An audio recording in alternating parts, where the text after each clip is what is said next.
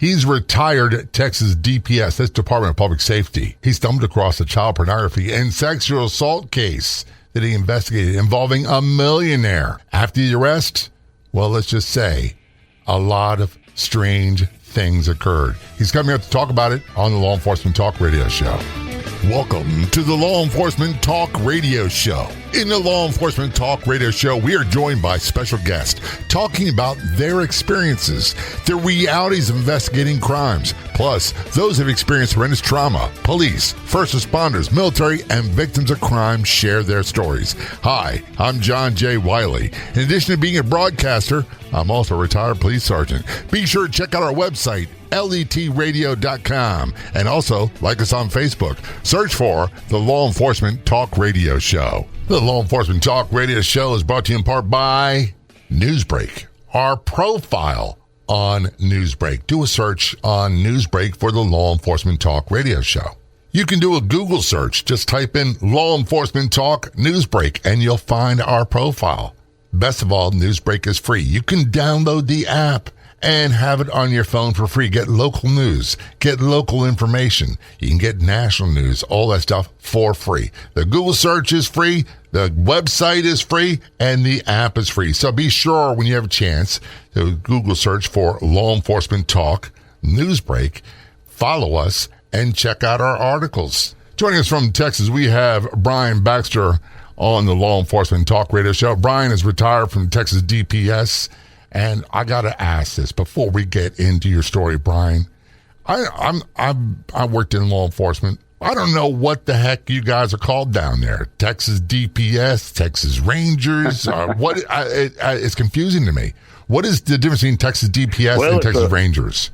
The Texas DPS is a large state agency that encompasses multiple divisions. One of those divisions is the Texas Rangers. Another is the Texas Highway Patrol. Another is the Criminal Investigations Division, which is the route that I came up through the department in. We've also got the Aviation Division. We've got then the non-sworn functions like driver license and finance and infrastructure, things like that. So the Texas Rangers are one law enforcement division within the Texas Department of Public Safety. Here's what I always thought. And granted, I'm a little bit of a history buff. I always thought Texas Rangers. And, they were the elite, and I'm air quoting, the elite law enforcement division in the state of Texas. You had the Texas State Troopers. They did an awesome job. Then you have the criminal investigators. I don't know anything about them, what they did. If they weren't Texas Rangers or Troopers, I didn't know. That's a good point. A lot of people have that same idea that you either have the Rangers or the Highway Patrol.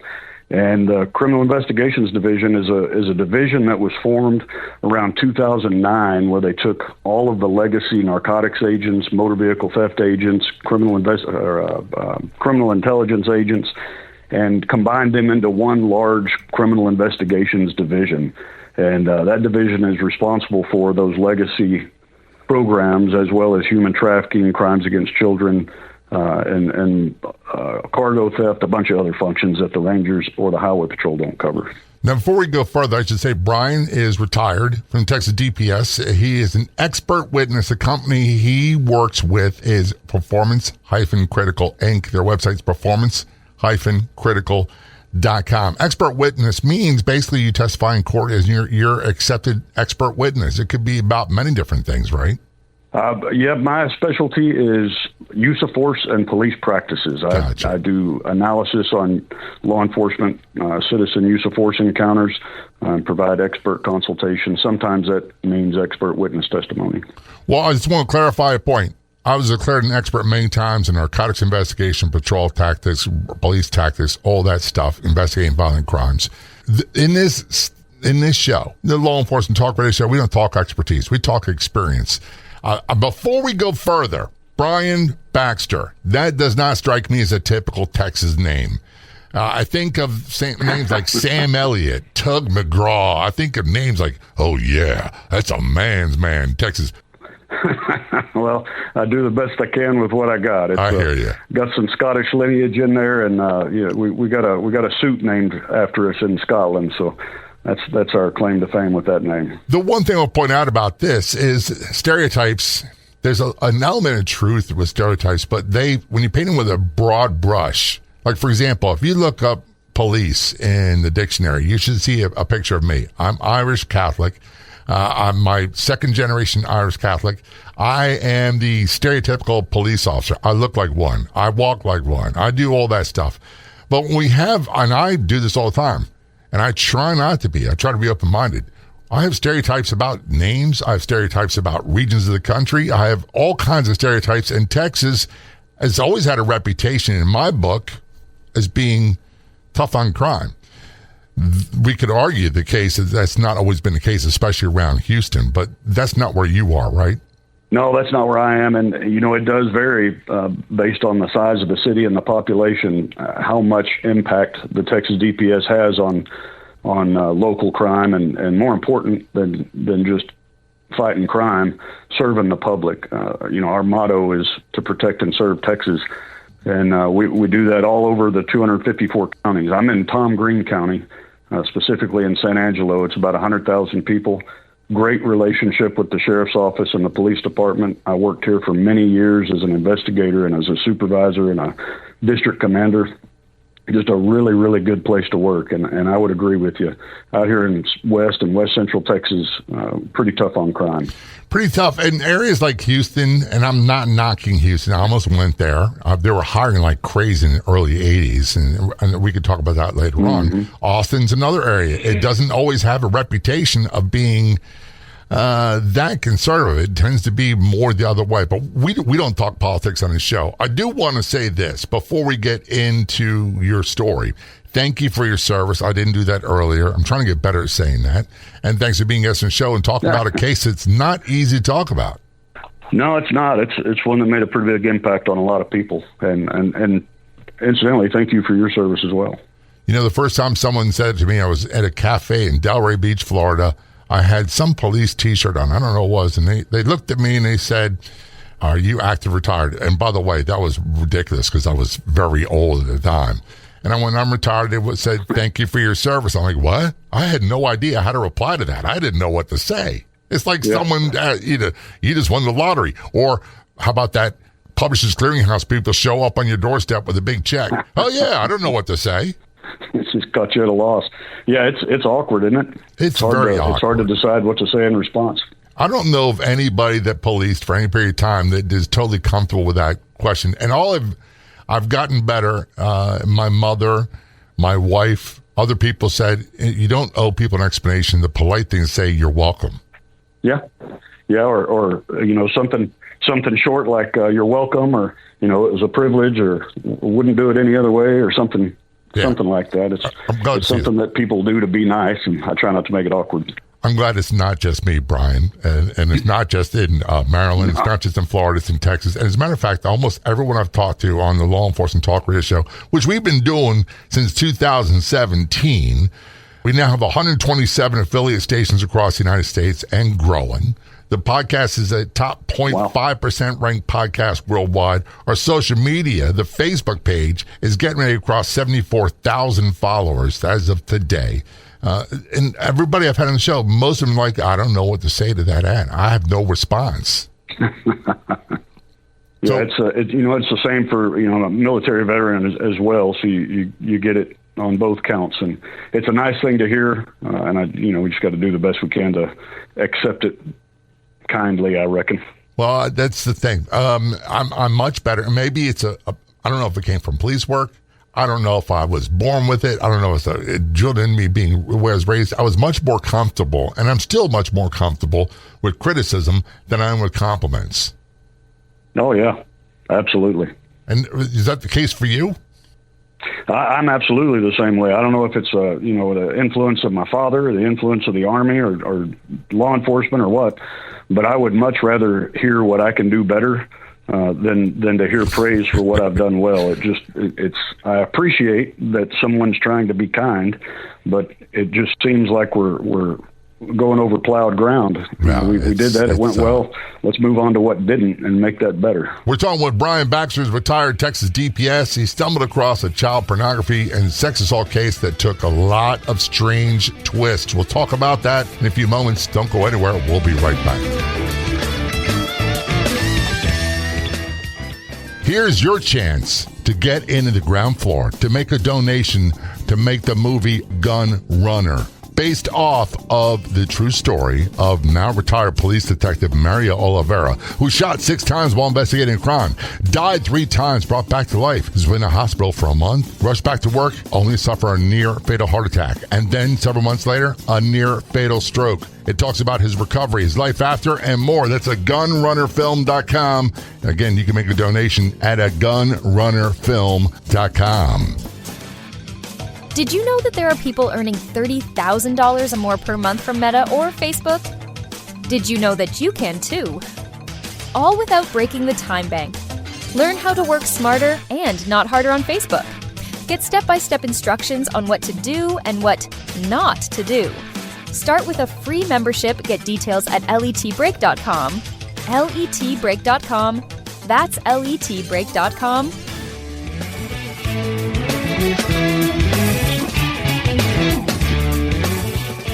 Return our conversation with Brian Baxter, contacts from Texas. He's retired Texas DPS. He's also now an expert witness. The company he works with is Performance Critical Inc. Their website is performance-critical.com. Be sure to take a look and go to the website and reach out to Brian and say hello.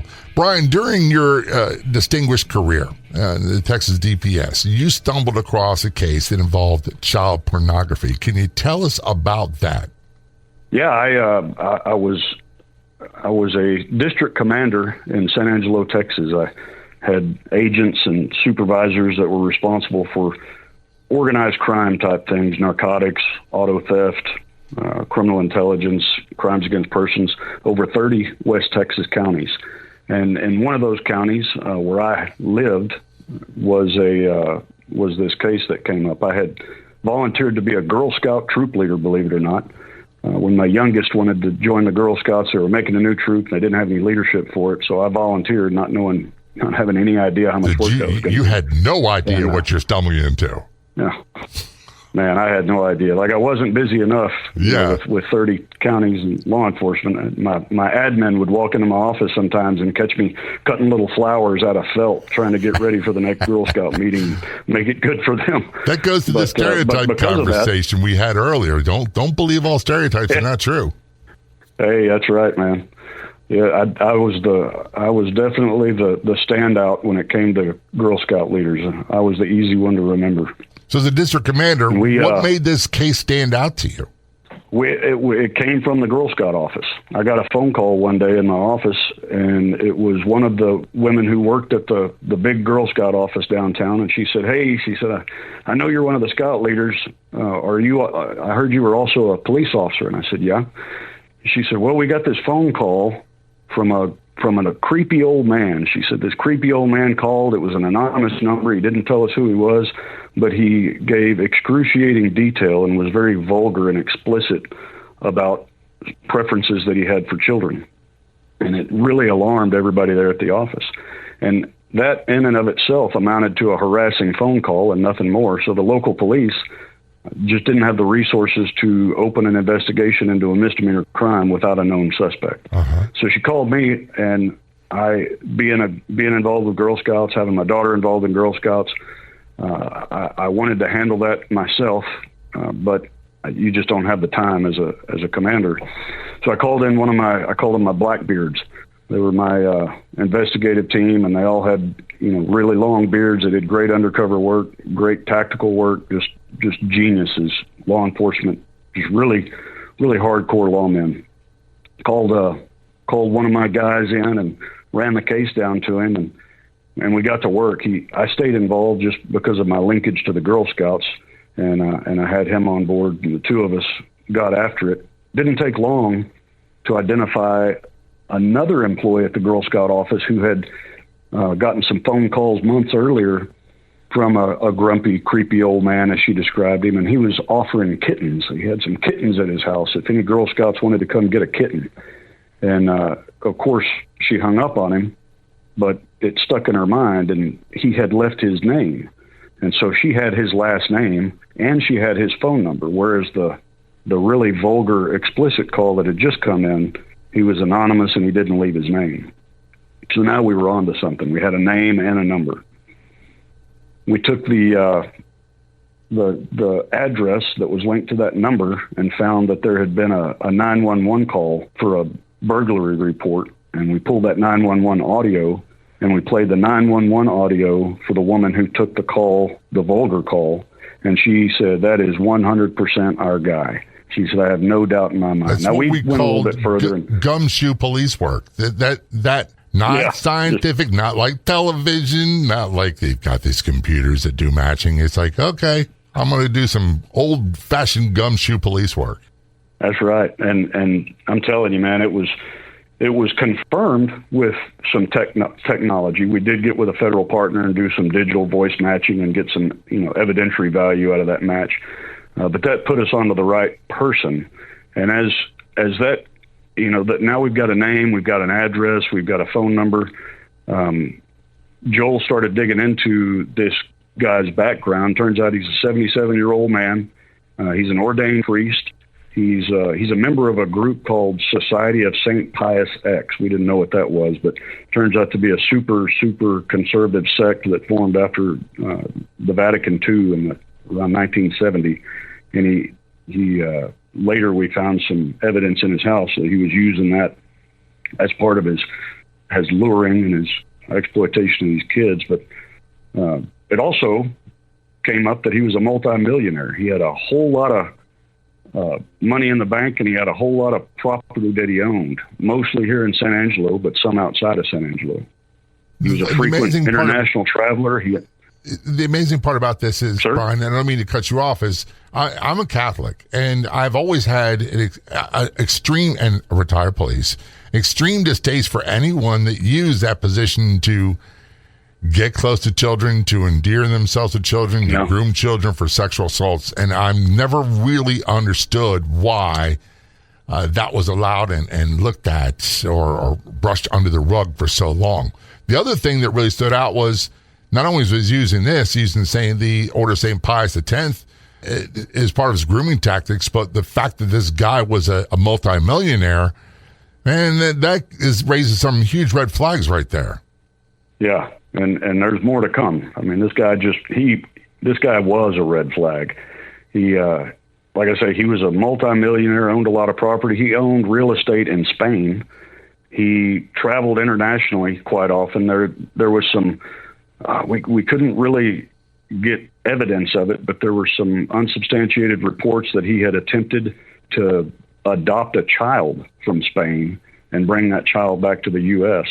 And there's just a whole lot of red flags coming up on this guy, and we're starting to put the pieces together.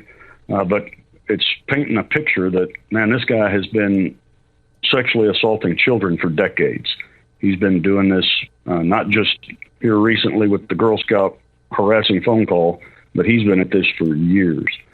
And so while all this background work is being done, a complaint came into the police department. And like I said, the relationship that we had with the police department here is just fantastic. We cooperate, we share information.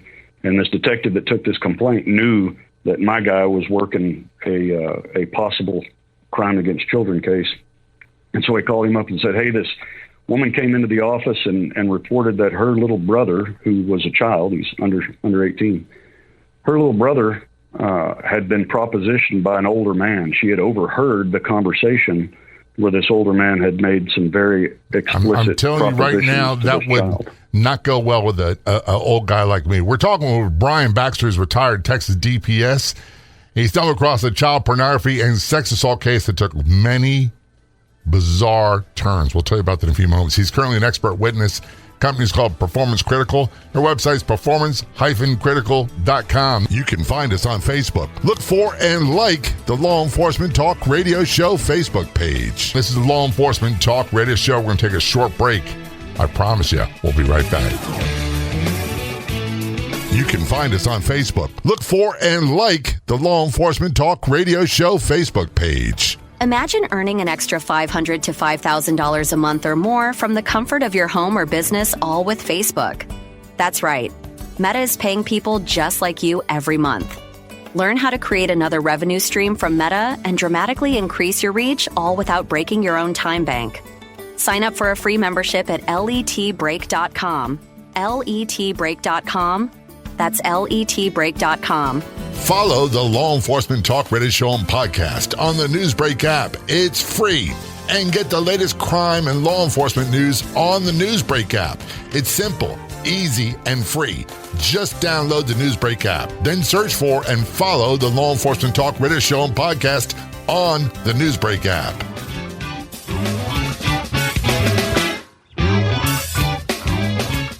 Return to conversation with Brian Baxter, retired Texas DPS. He's an expert witness now for a company called Performance Critical. Their website's performance-critical.com. That's performance-critical.com. Brian, before we went to break, we started talking about this case that involved child pornography, which we didn't get to yet, sex assault. We got some propositions that the guy turned out to be a priest.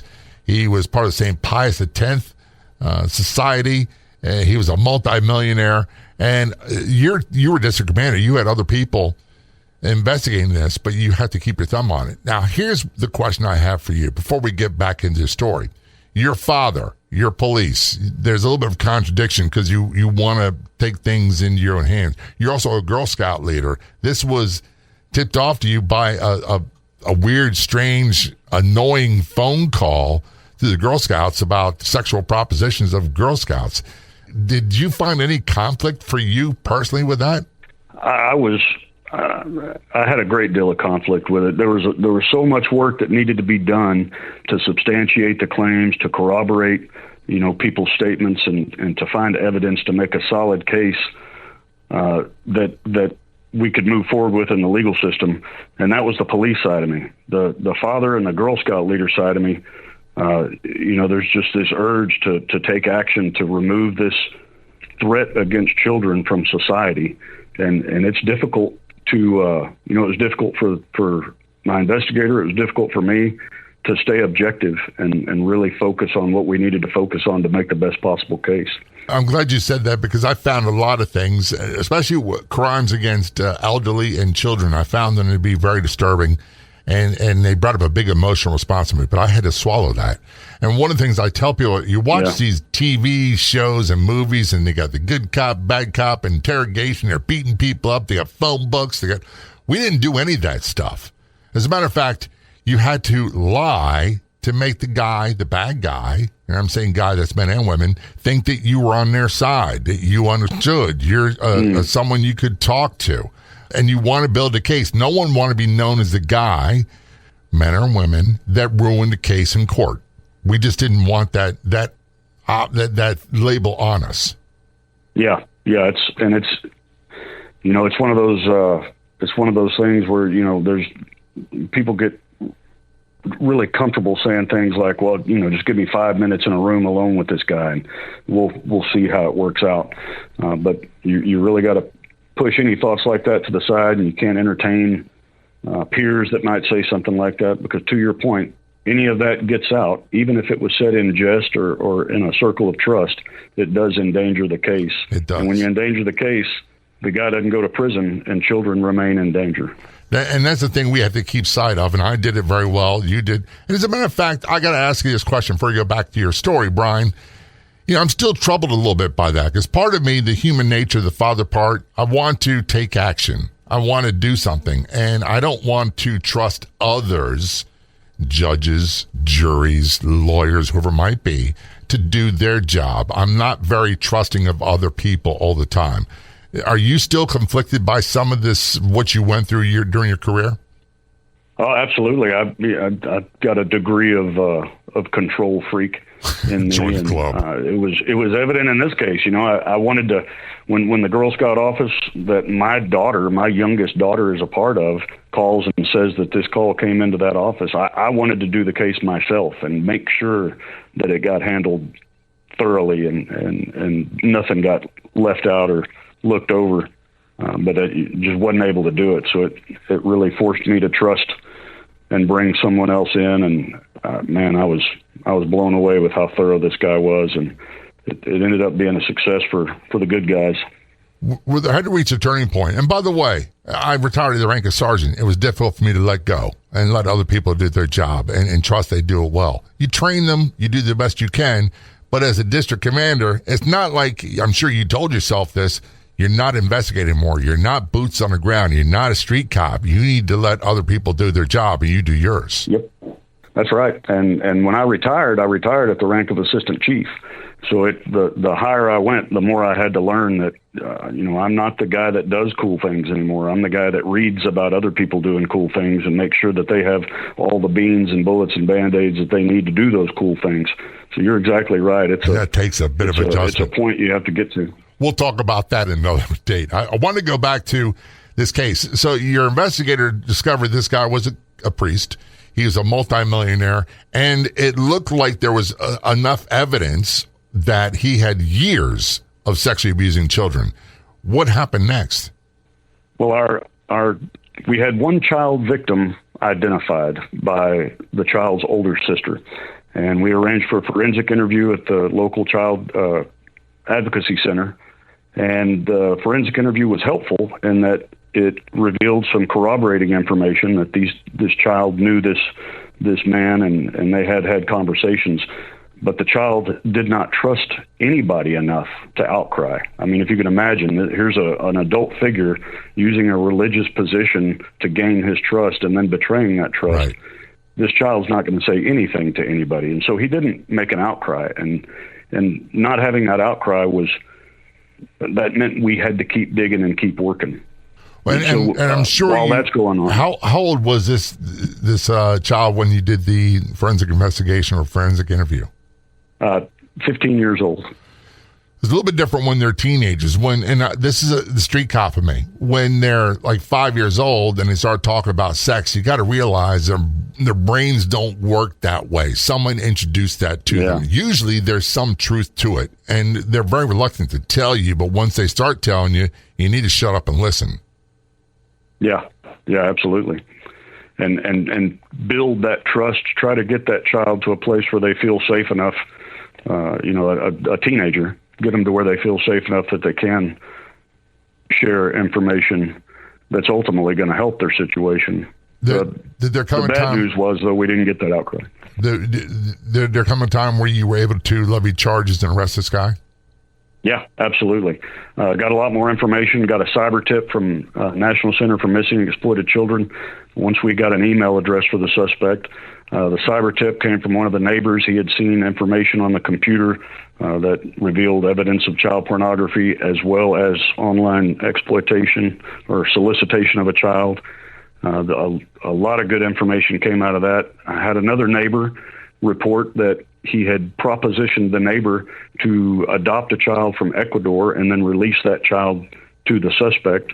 All of these things starting to stack up just before our child victim had a follow-up interview, and he did make an outcry that these propositions were made.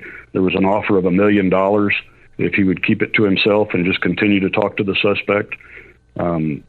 Third forensic interview revealed even more details corroborating things that had been said before. Got to see the emails between the suspect and the child, and that's what we needed to get a search warrant for that residence to look for additional evidence of child pornography and this online solicitation of a child.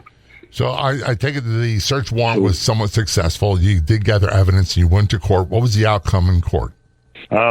This is where it really takes another turn. Got the evidence, executed the search warrant, got the information that the children had all been. There are 3 brothers that had all been offered $1 million to participate in these acts and keep it quiet. Seized about $3 million from this guy's account, as well as evidence of video and photographs on everything from a Polaroid to an 8mm to a VHS to a DVD, which really chronicled the years and the different technology that developed over the course of this guy's exploitation and abuse of childern. And here's one thing I got to say this. One thing I got to say is when I see these photos, I find them really disturbing because, the police side of me knows what to do, but the human side of me does not comprehend that at all. It's a totally foreign concept to me. We're talking about Brian Baxter, who's a retired Texas DPS, and he's talking about a case where he's a district commander that involved child pornography, sex assault case involving a millionaire, and it became even more bizarre. We'll talk about that in a few moments. He's an expert witness for a company called Performance Critical, Inc. Their website's performance-critical.com. This is Law Enforcement Talk Radio Show. Don't go anywhere. We will be right back. Someone asked, what's the catch? What's the cost? There is no cost for anything on the Law Enforcement Talk Radio Show and podcast website, letradio.com. letradio.com. Again, that's letradio.com. If you do any business on social media, creating content is one thing.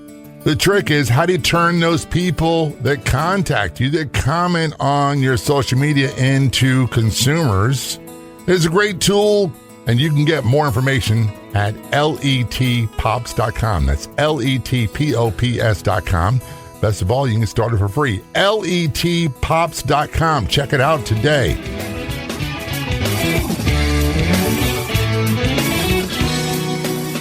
Return conversation with Brian Baxter, retired Texas DPS, stumbled across a child pornography case, sex assault case with a millionaire that took some bizarre turns. We'll talk in a few moments.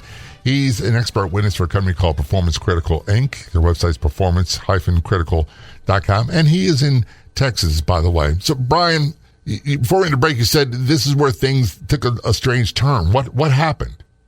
Well, after we executed the search warrant and gathered all of the evidence that supported all of the charges that we had suspected all along, we of course, filed the charges, seized some currency in hopes of having that currency forfeited to the Crime Victim Compensations Fund. We really wanted these kids to get the $1 million that this guy had bribed them with. On the 4th of June, this guy is found face down in his bathroom. He had died of natural causes, face down on his filthy bathroom floor, and recovered from that scene was a handwritten note, the last will and testament that he reportedly was leaving his entire fortune to his attorney and his bondsmen. The case never went to court. The criminal case never went to court because the suspect died. Right. The forfeiture was held up because of the claim of the will. And here's where it really takes a turn and kind of breaks my heart to look back on it. There were children, decades of children, different families of stair-step children being abused, one after another. And when you look up this case, you don't see anything about the children or the torment that they endured. The only thing that was worthy or I guess worth being in the media is the financial investigation that happened later. And that followed up. The attorney and the bondsmen were both charged and they were pursued criminally. So they were involved in it. Was it a fake will? Yeah, it was a forgery. The gasp, the bar napkin with the ink pen written will was found to be a forgery, and they had received funds from the estate and had to give the funds back to the estate, and it turned into a big deal for them. Our Texas Ranger Division did come in to investigate the financial crime.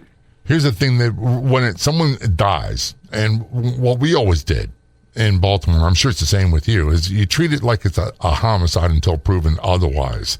Because you can't go back and repeat the steps. And so if it's a suicide, if it's died of natural causes, when you said died of natural causes, Brian, okay, that happens, especially older people, that happens all the time. But when you said there was a handwritten will near the body, bing, bing, bing, my radar started going off. Yeah, I think the Texas Rangers and the FBI call that a clue. Yeah, I get a clue on that one. They did a very thorough investigation. Yeah, they did a very thorough investigation of the crime scene and followed everything up. And the description was that he died of natural causes, but there obviously wasn't any criminal proceedings. No, that's what we call clear by exception, and exception being death. It is nothing you can do about it. That's right. So when it came to the attorney and the bondsman, please tell me they're cooling their heels in the Gray Bar Motel. It's been dragging out for the better part of 10 years now. The attorney did get convicted, and I almost hate to draw attention to that part of it because it's so minuscule of importance when you compare it to the criminal case, of the predator against the children. But yeah, they did get their comeuppance. Good. Well, and the thing about it is, and we before we started the interview, I said, I don't mention bad guys. I don't want to give them any publicity at all. Yeah. You got a cop who, for example, does a great, saves 3 lives, does CPR, rescues people from a burning house, stands tall in a gunfight and all that stuff. They get no one knows who they are. And yet you got people like Kaczynski, the Unabomber. Everybody knows him. Yeah, it's a household name. Yeah, I think her sister Hazel. She fed so many people in Florida. And no one knows who she is, but they know who Hitler was. They know who Charles Manson was. They know who Ted Bundy was. It doesn't make sense to me. Yeah, I agree with that. There's the Alert Center in San Marcos, Texas, started a program or cooperates with a program called Don't Name Them. And we make a big point to not name the bad guys. I applaud them. Please tell them I said thank you. I think part of the blame, and I'm part of the media, is the media's involvement. They tell the manifesto. They love to print that stuff. They love to say the names of who the suspects are. I blur out suspects' photos. I don't want to do that. It's very rare I'll ever put a suspect's name and photo anywhere on social media because it's just not what I do. And if you want that done, Brian, there's literally thousands of radio stations, radio shows, and television shows that'll do that. I'm not one of them. So let's go to the rest of your career that you did. How long were you in the Texas DPS when this occurred, this investigation? I had been in about 20 years when this happened. And how much longer did you do after that? A little over 20 years. I did a total of 30 and a half years. Oh, brother. Retired out of our headquarters in Austin, Texas, as the assistant chief over our training division. I'm telling you, you do 30 years in law enforcement. There's something not quite right with you. There was something not quite right to begin with, but it definitely wasn't right after 30 years. Well, here's what the joke we say is that many of my guests that are retired law enforcement, they say, I'm dented up, I'm damaged goods, but I'm okay with that. And we laugh and laugh, and it's part of the process. I always say that if you're policing long enough in America, you're going to get dinged up. It's a matter of how much. Yeah, either externally or internally or both. Or both. Yeah, absolutely. So let's talk about this you doing law enforcement for 30 years, then you retire. Was that like a big change for you? It really was. I didn't think it was going to be. I had spent the last half a decade in an administrative role, not an enforcement role, and I thought that was going to kind of help me, ratchet things down. But when I retired, it was a roller coaster for a little while. They say you don't necessarily miss the circus, but you miss the clowns. Right. And that's right. You miss the people that you've grown up with and that you've gone through doors with and that you've solved problems with and watched them get married and have kids and get divorced. And then all of a sudden you're on an island as a retiree. When I got hurt and retired young, and one day I was there and one day I wasn't, and that was the end of my career. And life goes on. The department did great. They did awesome until the bean counters and workers' comp and City Hall got involved. That was a totally different story with them. The department is great, but they have a job to do. It's as if I was yesterday's news. I no longer existed. You were command staff. Did you get the same feeling? I did. I had a major that reported to me that made a really good effort, and it's kind of peeled off now, but he would call me every couple of weeks just to kind of let me know what was going on in the department, give me the inside scoop, and keep me up to speed so that I still felt included. But you're right. Largely, when you retire, you disappear. Yeah, you're done. It's like, and I'm not saying this is a negative. Life goes on, and police departments, they've got a job to do, and they don't get to control what they've got to do. Unlike some other agencies we know, they got to handle everything that comes their way. So life goes on. I want to transition to what you're doing today. You're now an expert witness for a company called Performance Critical Inc. The website is performance-critical.com. What do you do? I primarily provide case analysis for citizen and law enforcement use of force encounters. Sometimes I do citizen use of force encounters, but what I bring to the table is an evidence-based approach to looking at the facts, looking at the statements in the video and the photograph, and applying years of research in human factors psychology, in how video differs from the human eye and perception and attention and focus, and all of the things that can provide a pragmatic, data-driven opinion of a use of force encounter to replace what so often happens, which is an emotion-driven assessment. Well, one of the things I love on social media is, well, my cousin said a friend of his said this occurred, and they believe it. I'm like, oh, yeah, well, it doesn't. And by the way, we could have you back to talk about what I'm air quoting police brutality. What do you call it when criminals are brutal? What's the word we use there? I call a lot of that self-defense. And by the way, use of force is never, ever, ever pretty. And I was taught early on as a young policeman, if you got to use force, be quick, be assertive, be decisive, and be done with it. When they're handcuffed, it's over. Brian, thanks for your service, and thanks for being guest on the show. Very much appreciated. I really appreciate you having me. It's been a good time. I'd like to thank our guests for coming on the Law Enforcement Talk Radio Show. The Law Enforcement Talk Radio Show is a nationally syndicated weekly radio show broadcast on numerous AM and FM radio stations across the country. We're always adding more affiliate stations.